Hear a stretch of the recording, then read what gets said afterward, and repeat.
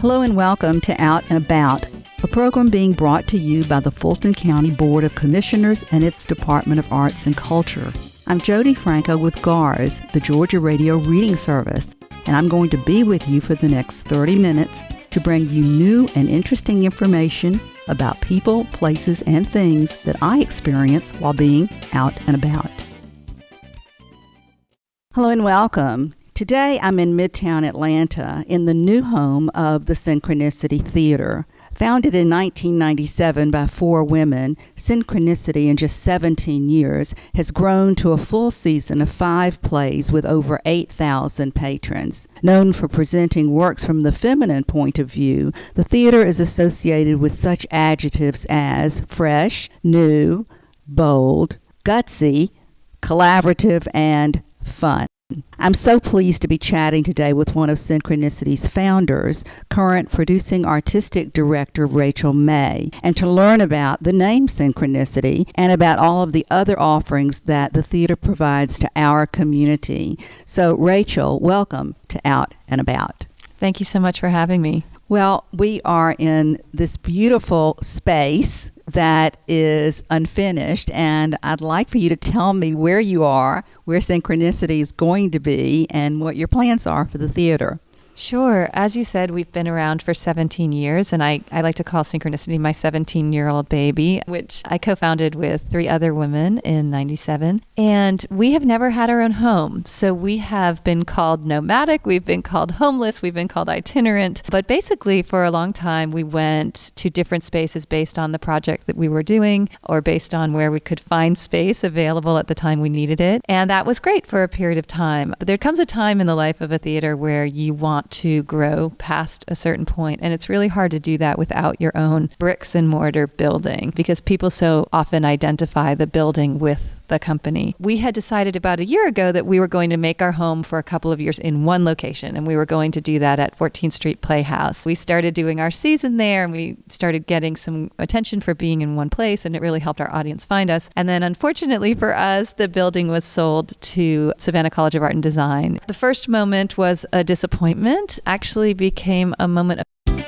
we have always wanted to have our own space. We have that in our strategic plan. We have that in our goals. And it helped us to realize that now was the time. So we started looking around, and we have a very in-town sensibility for our audience. We do family shows, and we draw from all over the metro area for that. So people are pretty open to coming wherever we're going to be. And we have plays for adults, which tend to be a little bit more on the edgy side and a little bit more sort of pushing the envelope for audiences and dealing with social issues. Being in Midtown is a perfect location for us. We were looking, and we found out that the old Ansley Park Playhouse was actually vacated by the folks who were doing Peachtree Battle. We didn't know it was vacant. We came over and took a look, and we could see immediately that it was the perfect new home for us, an intimate, accessible, really warm and friendly new space in a great building. And I should say that we're sitting in a rather dim space, but for a good reason, Yeah. Because you're in the middle of construction here. That's right. And I can already see how beautiful it's going to be. How many people will the theater seat? It'll be about 135 to 140 seats, and we will have a lobby space and a dressing room and a stage. And by the way, we signed our lease on July 4th, which we consider Synchronicity's Independence Day, as we found our own home. One of the things is the stage here was set up very specifically for one show that was run for a long time, and they didn't need a lot of space for that show. So one of the things we did immediately was we cleared a lot of that out. We're making a space which is much more flexible because it is our goal to make this space the embodiment of our mission, which is to build community through theater. And one of the ways we want to do that is there's a number of itinerant companies in Atlanta and places who have been displaced because of venues closing over the past couple of years. And we are going to be renting our space when we're not producing to a number of those companies. And we're talking to the most diverse mix of organizations. We're talking to film festivals and theaters and dance companies and a belly dance troupe and a burlesque troupe. And there's a little circus in town who performs in a small space. So we're really looking to make this a home for eclectic and interesting art from around the city. It sounds so entrepreneurial.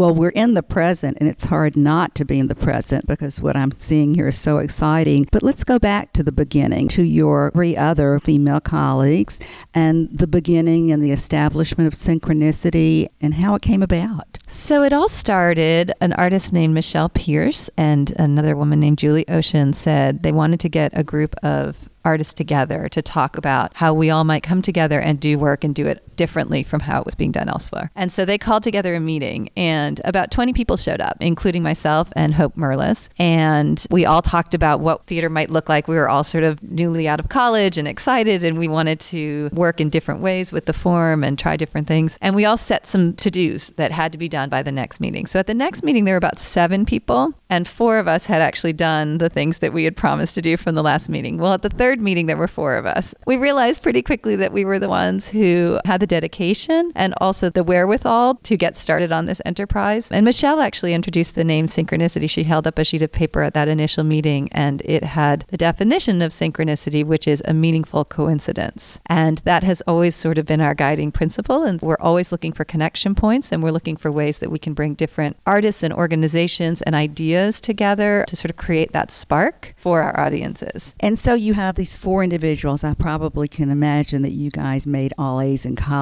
or some such thing like that. These we were kind of type A ladies, it's true. These wonderful type A personalities that contribute so much to our society. And then what happened? You had these ideas and you had a name, and you probably had a common mission and goal in mind, but it's a long way from the drawing board to the actual implementation and the execution. Mm-hmm. Well, we did 1 show a year for our first 3 years. We were all doing other jobs and working and all of those things, and then we would come together and sort of do this one project together. And we did realize really quickly that there were a couple things that were hugely important to us. One of those was connecting to community and using theater to build community, and the other was to bring women and girls' voices to the forefront. So we looked at female playwrights. The first project we did was we decided to adapt Crime and Punishment because we thought that would be a really easy thing to do for our first go. Dostoevsky?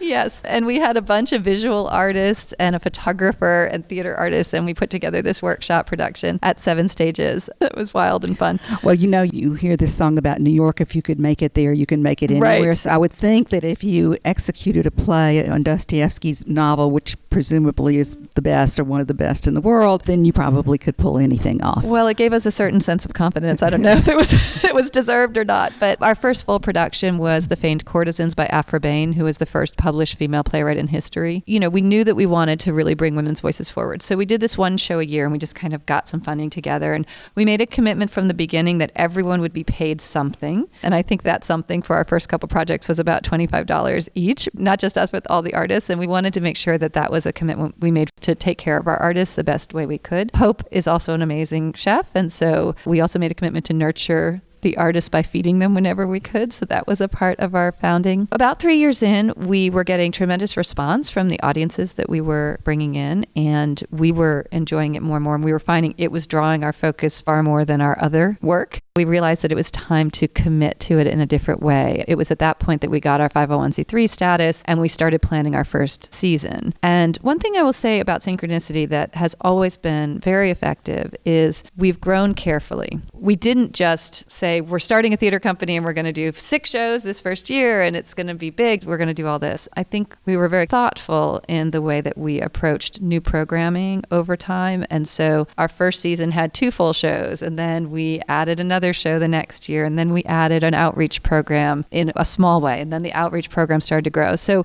we've always tried to make sure that we had the sustainability and the framework underneath our growth so that we wouldn't burn out. I don't want to glean over how you've positioned yourself and what your primary interests seem to be. We want to talk about your outreach and some of the other programs that you have in a moment, but your commitment to telling stories from the female point of view seems to be a niche in the Atlanta community. Perhaps you have colleagues around the country who do similar kinds of work, but that's a very interesting niche to have, and I wonder how you communicate that. Is it through collateral materials, certainly radio programs perhaps, as we're doing right now, but how do you communicate or set yourself apart from the rest of the Atlanta theater community? I think that community and the women's voice are the two ways that that's been done. It's interesting, very early on in our first phase of our existence, it was an interesting thing to talk about that we were focusing on supporting the work of women, because people often translated that in one of two ways. One was that we were doing sort of angry feminist theater, which has its own place. It's just not what we were doing. And the other is that we were girly. And so even when we were working with graphic designers at the time and things like that, we would get sort of the first draft of a brochure and it would have like pearls and lipstick on it, and we'd say, no, that's not exactly the focus. So I think that we have expressed that by the plays we've selected, by the fact that we have continued to make sure that the voices we are bringing to the stage are as varied as possible and that are talking about things of import to women, but are not exclusive to women, because we also have always been happy that we're not a theater that only women come to, that men aren't, included, because that's not at all who we are. We do try to articulate it in all of our materials. We try to articulate it on our website. We try to articulate it in our grant proposals, and certainly press stories and all of that is really helpful. And I think the fact that we were founded and run by 4 women for a long time, and then when several of our co-founders moved on to other cities, we've always had an all-female staff. Actually, we had one little period of time we had an office manager who was a man, but we've always had an all-female staff. So I think that informs the work in a particular way as well. And one of my favorite stories is we were doing a show, and it was Tech Weekend, which is the weekend where we put in all the lights and sound and all that, and we're in the theater a really long time, and it's fun and tiring. And the show had a lot of women designers. And so at one point I shouted out to the room, I said, "I'm going to Home Depot. Does anyone need anything?" And from 5 different points in the room, I heard chocolate. And so I thought, you're at a Synchronicity rehearsal when that's what's desired from exactly a Home Depot run. Well, talk a little bit about the people who appear in the plays. Is there a troupe? Are there certain actors who gravitate toward the different productions of Synchronicity, the directors? Talk about how the plays are staffed. I think most theater companies start to develop a pool of artists that they work with regularly, and we certainly have that. We have some directors that we work with a good bit. I direct some of our shows as well. But for our artists, our main goals are that we have smart actors who are full of heart. So that's really a big thing for us, and who are able to tell stories authentically. And we are very committed to having a very racially diverse actor pool whenever possible. So we are very conscious about who we invite to the auditions so that we have as diverse a group as possible to select from. And one thing that I'm really committed to is every single time we do auditions, I pull the list of actors that we usually work with, but then I always challenge myself to pick 5 to 10 new actors whom I've never seen so that I can bring them in and see new folks, because I always want us to be expanding our knowledge of the community. And are you pulling solely from the immediate community, or are people from New York coming down for Synchronicity? We don't really have the resources for the coming in from other places. We've done that a couple of times when there was a show that had an actor we just couldn't cast here because, he was a Latin man between these ages. There just literally wasn't somebody who could play the role here. Right. We've drawn from other places once or twice. And obviously we do bring in playwrights periodically when we have playwrights who live somewhere else, but we have them working on a show with us. Tell us what an artistic producing director does. It sounds like many, many different hats. It is. And when you add venue general contractor to it, it gets more complicated. Well, a few years back, we changed our structure slightly and we brought in a managing director. And that was a really great thing to change in our model. And we had one, actually it's more like 5 years back, I guess now. We had one for a few years, and then about 2 years ago, we brought in Desant, who is our current managing director. And what that did was, before that point, I handled a lot of the business side of things as well as the artistic side. And when Dee came in, we were able to split that out, and she is in charge of the business end and I'm in charge of sort of all the mission-based programming and activities. So what that looks like on any given day is assisting and supporting in the areas of development. So I might be reading a grant and giving feedback to our development director, reviewing our marketing to make sure it's aligned with the actual programming that we're doing. But I'm also developing new programs. So right now I'm working on an after-school program we're going to be doing and making sure the teachers are hired and the curriculum is set and it's in line with what we do. I'm currently setting up auditions for our musical Lyle the Crocodile, which is going to be in December. So there's a lot of work around that, choosing actors. And then I'm preparing to direct Lasso of Truth, which is our first show of the season and starts rehearsals in less than 3 weeks, and communicating with the playwright and getting all that work. And then, of course, now that we have the space, we're having a lot of conversations around which carpet are we putting down, and with the funding we've gotten so far, which of the items in our build out are we doing in this phase and which are we doing in phase 2. to. And we're also reaching out to our potential renters and talking with other groups and saying, we've got this great space, come and see it. Another big part of what I do is work with the board. Among other people on my staff, we work as liaisons with the board and different board committees and making sure that we're continuing to develop and grow and engage our board of directors. And this is from someone who wears other hats personally as well. This is someone who needs more than 24 hours in a day to accomplish probably everything that you want to, and you seem to manage it very well. Let's talk about some of the programs outside of the theater, some of the adjunct programs. It occurs to me, and I've mentioned this on other programs, of how important the arts are to life and to development of self, and how disturbing it is that the schools are tending to cut out the arts because of funding or various other reasons, and how terribly sad that is, and what a negative impact I think it's going to have ultimately on people in general. So I know you are, in your way, trying to ameliorate some of that, and tell us how you're doing that. Yeah, I share all of your concerns about that, and we do that in a few different ways. So in 2002, we started doing our family series, which are plays for kids. But I always like to say we don't do children's theater, which I think can be sort of loud and talking at kids and talking down to children. We try to do what we consider to be handmade plays. So we eschew any commercialism in our shows and try to design them in such a way that they feel much more authentic, I think, to the kids. And they are also theatrically complex, interesting plays that the adults have a great time with, but the kids can tap into them. And I have, as you said, a great test market. I have 4-year-old twin boys and a 7-year-old daughter. They're great at giving me feedback on the shows. So the other way that we do that is also in 2002, we did a play in our adult series called Breath Boom that dealt with girls in gangs. And we really wanted to make sure that our actors were as true to the reality of that experience as possible. And we saw an opportunity to give back during that show.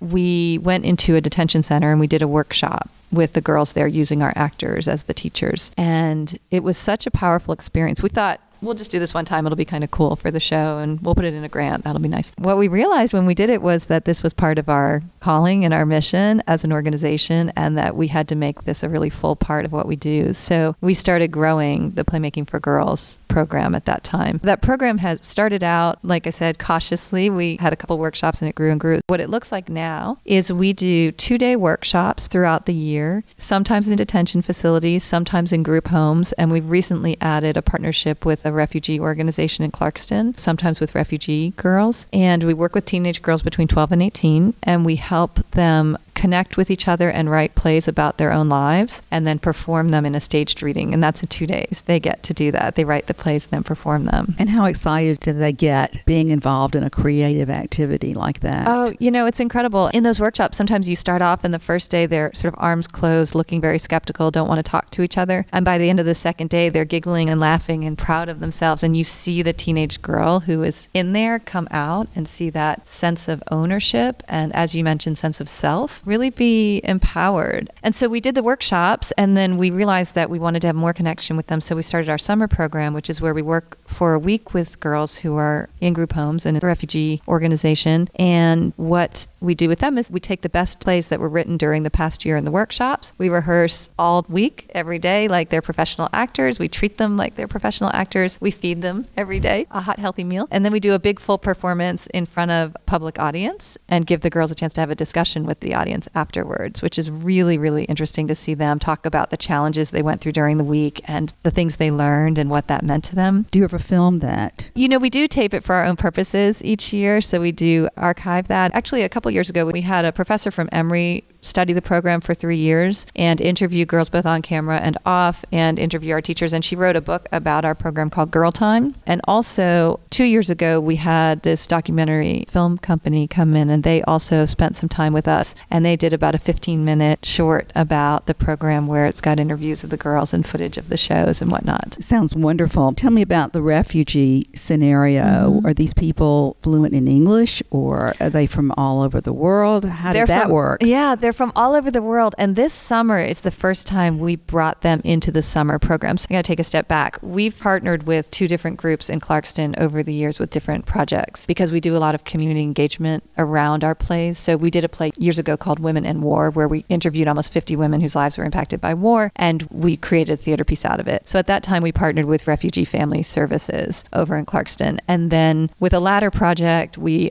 partnered with RESA, which is Refugee Resettlement and Immigration Services of Atlanta. So we've worked with them, and actually RESA and Refugee Family Services are now merging into one organization. So we've worked with both of those over time. We wanted to bring in some new girls to our program, and we thought that it would be really interesting to do our performance last summer. We do our full public performance, but then we take it somewhere, and sometimes we've taken it to detention centers, sometimes we've taken it other places. We decided to take it to Clarkston, and we performed for about 80 girls who were from the refugee program, and they were from all over the world. You know, there were headscarves and different fascinating outfits in the audience. And what was so great last summer is as soon as the performance was done, our girls, who tend to be urban Atlanta girls who have not necessarily had a global experience, they sort of surged out into the audience, and the girls in the audience surged up onto the stage. And at the end of the performance, both groups of girls sort of surged toward each other, and they were so excited to learn about the other group. And we thought this would be really great if we could get them together more often. And so this summer, the girls from the refugee organization were brought into the whole week-long process. And it was really fascinating because they could speak English.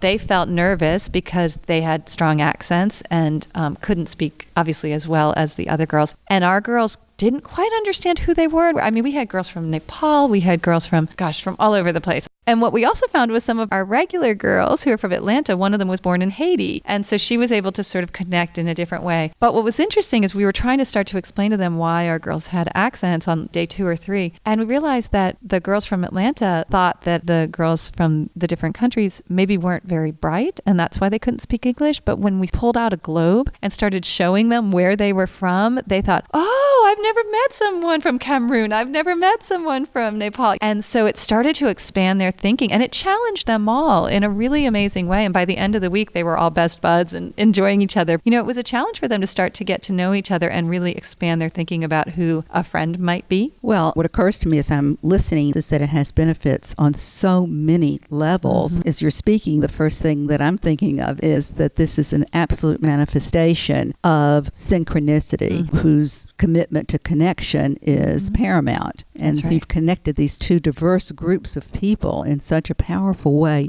through art. That's what's so neat, is through art. I know that you get funding from a number of entities, one of which is the Fulton County Department of Arts and Culture. Right. Talk about what this funding means to the lifeblood of a theater. Well, about a third of our budget each year comes from contributions. So theaters usually have an earned income to contributed income ratio. You want to raise up the earned income as much as you can and then have the contributed support that. So we have a number of funders in town who are very committed to Synchronicity, and the Fulton County Arts Council from the Department of Arts and Culture has always been a tremendous support for us, and it's always been our strongest government funder, actually, because there's the county funding and the city funding and the state funding and national funding. But Fulton County has always been a tremendous supporter of ours, you know, and you can leverage that support not only as sort of a good housekeeping seal of approval that this is an organization who manages its finances well and commits to mission and, you know, treats people the way that it should, but it also just helps elevate the presence of the theater. So especially in our early years, the first Fulton County support that we got was a tremendous help because it sort of let everyone else know that we're cool, we're good, you know, we're worth supporting and investing in. Sure. So that was a really valuable thing for us. Where do you see the theater 5 years from now? Well, I'd like to know where I see it in about a month and a half when our show opens, but you know, it's actually becoming so much easier to start to talk about 5 years from now, because for such a long time we couldn't plan our work in any consistent way because we had to wait and find out when the other theaters set their seasons and when they might have a little piece of time for us. So I think once we get past the hump of getting this show open and the space open, we'll be able to start laying out a new 5-year plan. And we're actually coming to the end of our 5-year strategic plan, and our board's ready to start tackling the next sort of visioning. And this space allows us to do that in such a far more secure way. So we want to continue to grow our programming now that we have the availability of being in this space. We would like to be able to invite in community groups if they want to have a community meeting, and this could be a space where they could have that connection point. So our building becomes a place for connections. And we'd like to do another company created work like Women in War. We haven't done one in a few years. theaters. We'd like to have our next round of She Writes, which is our National New Play Festival for female playwrights. Talk about that a little bit. That's very interesting. Yeah. She Writes. She Writes, like playwrights, but girls. We have done a few rounds of that in the past, and what we did was we partnered with different play development organizations nationally. So the Playwright Center in Minneapolis and New Dramatists in New York, a couple of other groups. And what we did was we worked with them when they were having a sort of big submission process. And one of the things you could do when you submitted your play, if you were a female playwright, is be considered for Synchronicity Theater's She Writes Festival and competition. They were able to do the first round of screening for us when the 200 plays came in, and they have a staff that does that. And then they provided about 30 plays to us based on our criteria that we were looking for. And then we had a team of readers who read them and rated them. And then we selected some semifinalists who we then did some workshops with those plays and then did sort of a series of readings with the winners of the competition. It was great because we were once again showcasing female artists. We partnered with Emory University and we did the workshops over there. And we were able to bring these playwrights to Atlanta, in some cases in person, and in some cases we had them Skyped in and their face was on a computer while we did the reading. And then they were actually having a discussion with the audience about the play via Skype. So we try to be creative when we don't have the funds to fly someone in. Right. Well, for those people who may not know what a workshop is, give us a little bit more information about that. Sure. So most plays don't just get written and then stuck on stage. They need to have some time to live and breathe with real actors, with the playwright living in the room with them and hearing it and getting a sense of what works, what doesn't work. And so that's called a workshop process. It's generally sitting around the table and reading the play and talking about it and letting the playwright hear it. Sometimes you, what we call, get up on your feet and do, some work on our feet to figure out what the timing might be in a certain section, what's too long, what's too short, what's not resonating. And during that workshop time, usually the writers are rewriting every single day. They're going home and writing, and then coming back with new pages. And then at the end of the week, you usually do a reading. And actually this year we have a National Endowment for the Arts funded project that we're working on in partnership with the Southern Law Center and Clark and Spelman University. We have commissioned a piece called Beyond Reasonable Doubt, the Troy Davis Project. And it is a piece that investigates the death penalty through the lens of the Troy Davis case. And our goal with that is we're going to do a 1-week workshop with the playwright, who's a local writer, Lee Noel. We will then do workshops at 3 different high schools where we talk about the death penalty. And then we will bring those students in to see the performance, the reading, and we'll have a discussion about how the play unlocks some of those conversations. So that's a great example of the community partnership type of work that we do. We look for 2 or 3 or 4 other organizations who are doing work that informs the conversation the play is trying to have, and then we bring them all together and try to have a very robust process around whatever play we're doing. Well, Rachel May, you have really made it happen here, and you have a lot to be proud of, and Atlanta is the beneficiary of all the work that you do and all the colleagues with whom you work, and I want to thank you so much for being on Out and About today. Thank you for having me, and it is a community that is Synchronicity, so I work with many amazing, wonderful people, so I'm very grateful and honored to be able to do that, and I'm glad to talk to you. I hope you've enjoyed being out and about with me today. This program has been brought to you by a grant from the Fulton County Department of Arts and Culture under the guidance of the Fulton County Board of Commissioners. I invite you to join me again on the first Tuesday of each month at 9 p.m. when we'll be visiting interesting people and places. Until next time, this is Jody Franco for GARS, the Georgia Radio Reading Service.